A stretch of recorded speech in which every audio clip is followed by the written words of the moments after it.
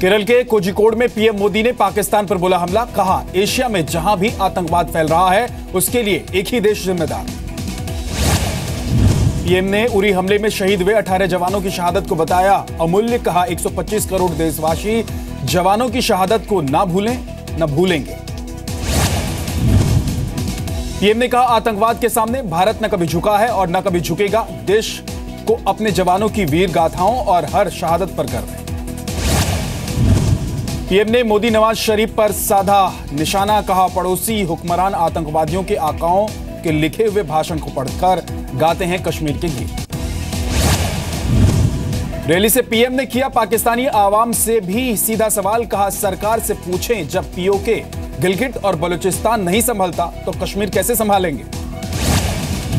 PM ने कहा कि भारत और पाकिस्तान साथ में आजाद हुए थे, लेकिन भारत दुनिया को सॉफ्टवेयर एक्सपोर्ट करता है जबकि पाकिस्तान आतंकवाद एक्सपोर्ट करता है।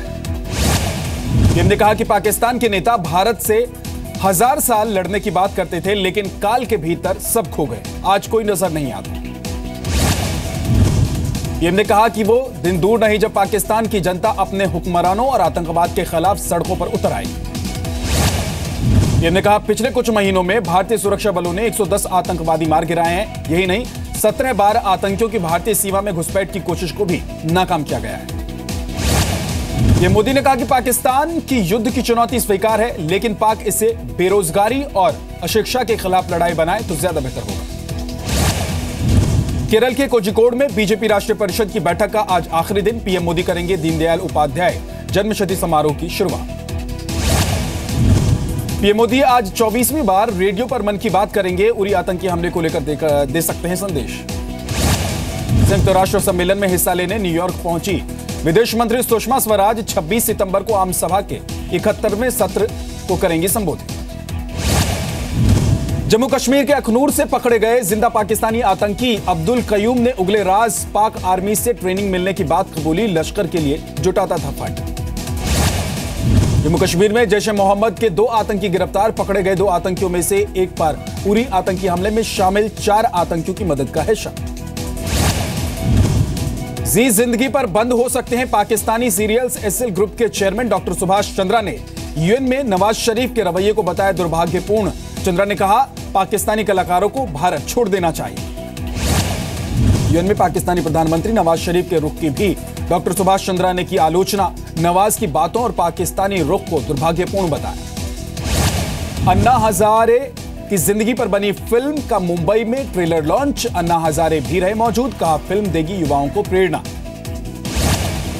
400 करोड़ के टैंकर घोटाले में दिल्ली के जल मंत्री कपिल मिश्रा को एसीबी ने भेजी चिट्ठी। जांच में शामिल होने के लिए कहा। कपिल मिश्रा ने ट्विटर पर लिखा, एसीबी का लव लेटर मिला है। पाकिस्तानी कलाकारों को धमकी के मामले में एमएनएस नेता अमेय खोपकर को मुंबई पुलिस का नोटिस। पाकिस्तानी कलाकारों को 48 घंटे में शहर छोड़ने की धमकी दी थी। पाकिस्तानी कलाकारों पर मुंबई में तेज हुई सियासत। कांग्रेस ने की एमएनएस के खिलाफ केस दर्ज करने की मांग। एमएनएस ने पाकिस्तानी कलाकारों को 48 घंटे में देश छोड़ने को कहा। पाकिस्तानी कलाकारों को एमएनएस की धमकी पर एसपी नेता अबू आजमी का बयान। अगर एमएनएस में है हिम्मत तो लाहौर और कराची में भेजे आत्मघाती हमला। बलोच नेता बरहमदक बुख्ती की आजाद आवाज से घबराया पाकिस्तान। बुख्ती के प्रत्यर्पण के लिए इंटरपोल से मदद मांगने की तैयारी। हैदराबाद में बारिश से बिगड़े हालात। रेस्क्यू ऑपरेशन में सेना को भी बुलाया गया। बाढ़ से बेहाल गुंटूर का मुख्यमंत्री चंद्रबाबू नायडू ने किया हवाई सर्वेक्षण। बाढ़ से गुंटूर में रेल और सड़क नेटवर्क को बड़ा नुकसान। भारी बारिश से विजयवाड़ा का प्रकाशम बैराज पानी का जलस्तर यहां बढ़ गया है। एक साथ खोले गए कई गेट। रेसकोर्स रोड का नाम लोक कल्याण मार्ग किए जाने के बाद अब मेट्रो स्टेशन का नाम बदलने की तैयारी। जल्द ही लोक कल्याण मार्ग स्टेशन होगा नया नाम। दिल्ली में पुलिस में बड़ा फेरबदल। कई जिलों के डीसीपी और एडिशनल डीसीपी बदले गए। भारत में लॉन्च होने से पहले ही दिल्ली के आईजे एयरपोर्ट से जब्त किए गए 77 आईफोन 7 और 7 प्लस। कस्टम विभाग ने हांगकांग के एक यात्री से किया जब्त।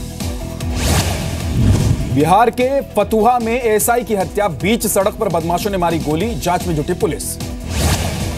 हरियाणा के सिरसा में छात्र संगठनों के झगड़े में चली गोलियां, 2 छात्र घायल, फिलहाल गोली चलाने वाले का पता नहीं। हरियाणा के रेवाड़ी में पेट्रोल पंप पर हुई लूट में पुलिस को कामयाबी, लूट के 14 लाख रुपए बरामद, 4 बदमाश गिरफ्तार। हरियाणा के झज्जर में पेट्रोल पंप पर लूट, सेल्समैन को तमंचा दिखाकर बदमाशों ने 80,000 रुपए लूटे, सीसीटीवी में रिकॉर्ड हुई वारदात। 2 साल की लंबी लड़ाई के बाद आखिरकार आजाद कराया गया हाथी मोहन 50 साल की कैद से छुड़ाकर मथुरा के हाथी संरक्षण केंद्र में लाया गया। गुजरात के वडोदरा में निकाली गई विश्व शांति यात्रा, वडोदरा में भगवान स्वामी नारायण के आगमन के 500 वर्ष पूरे होने पर निकाली गई शोभा यात्रा। कानपुर टेस्ट का आज चौथा दिन, तीसरे दिन भारतीय बल्लेबाजों का बेहतर प्रदर्शन, भारत ने बनाए 1 विकेट खोकर 159 रन, 215 रनों की बढ़त। हंगरी की राजधानी बुडापेस्ट में धमाका, कई लोगों के हताहत होने की खबर।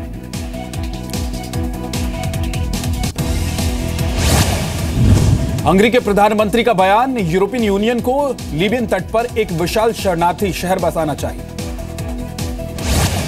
अफ्रीकी अमेरिकी इतिहास के म्यूजियम के उद्घाटन पर भावुक हुए ओबामा, नहीं छिपा पाए आंसू, 54 करोड़ की लागत से वॉशिंगटन में बनाया गया है म्यूजियम। अमेरिकी पुलिस ने सेटल के पास मॉल में फायरिंग करने वाले युवक की तस्वीर जारी की, मॉल में फायरिंग में हुई थी 5 लोगों की मौत। सीरिया के अलेप्पो में सीरिया और रूस के लड़ाकू विमानों की बमबारी जारी, हवाई हमलों की वजह से शहर की पानी सप्लाई भी रोक दी गई है।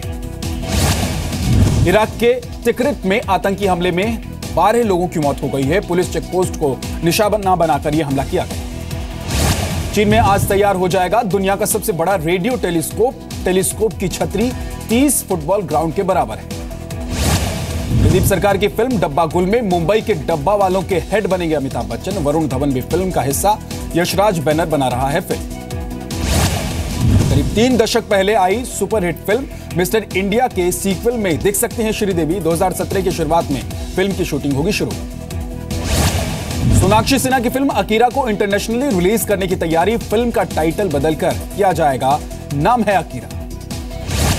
इस साल अपना जन्मदिन नहीं मनाएंगी लता मंगेशकर, कहा मुझे तोहफा देने से अच्छा यह होगा कि शहीद के परिवारों की मदद करें। 28 सितंबर को है लता मंगेशकर का जन्मदिन। लता मंगेशकर को पश्चिम बंगाल के प्रतिष्ठित बंग विभूषण सम्मान से नवाजा जाएगा, ममता बनर्जी खुद 20 अक्टूबर को उनके घर पहुंचकर इस सम्मान से उन्हें नवाजेगी।